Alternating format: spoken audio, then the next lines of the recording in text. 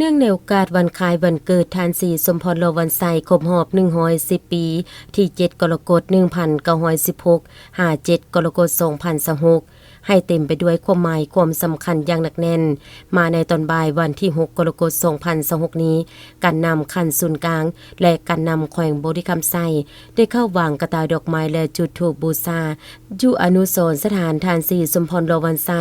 การนำคันศูนย์กลางซึ่งนำโดยทานบัวโซนบุพวันอดีตกรรมการกรมการเมืองศูนย์กลางพรรคอดีตนายกรัฐมนตรีแห่งสาธารณรัฐประชาธิปไตยประชาชนลาวพร้อมด้วยคณะและคณะบริหารงานพรรคแขวงนำโดยทานเลือนวิไลจันทรพันธ์รองเลขาพรรคแขวงต่อด้วยคงเขตการเมืองแนวลาวสังสาดแขวงแนวลาวสังสาดสาพันธ์เก่าและองค์การจัดตั้งมหาชนคงเขตนิติบัญญัติตุลาการและแผนกยุติธรรมกองบัญชาการทหารแขวงกองบัญชาการปกสแขวงคงเขตวัฒนธรรมสังคมเมืองปากสัน